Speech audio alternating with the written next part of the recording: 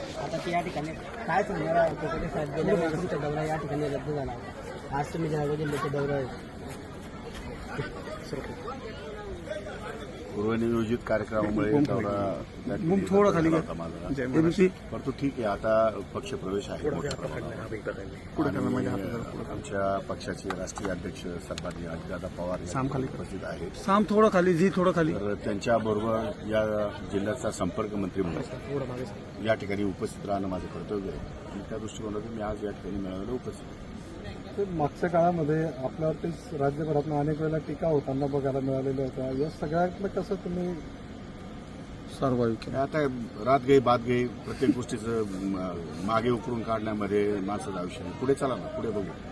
पुढे काही विषय असतील त्याच्यावर चर्चा करा. पुढे लोकांना कसा आपल्याला न्याय देता येईल त्या संदर्भात बोलू. पाऊस खूप काय झालं त्याच्या जाण्याची आवश्यकता आहे असं मला वाटतं. राज्यामध्ये अनेक ठिकाणी पाऊस झालेला आहे. हा, आज जरा काल जळगावमध्ये 1 महिन्याभरापासून पावसाने जवळपास दडी मारलेली होती. तर काल बऱ्यापैकी पाऊस झालेला दिसतोय मला, काल आणि आज. आणखी कदाचित 1-2 दिवसात पाऊस पडेल आणि शेतकऱ्यांना दिलासा चांगला पडेल मिळेल असं मला वाटतं. जळगावात एक बॅनर धडकतं, त्यामध्ये उत्तर महाराष्ट्राला अन्याय असं बोललं जातात आहे. मंत्रिपद अद्यापही मिळालं नसल्यामुळे अनेक कार्यकर्त्यांनी बॅनर नाही सांगता ते अनिल पाटील पक्षाचे नेते बघू शकतात. ते पक्षाचे नेते निर्णय घेतील, ते काम माझं नाही.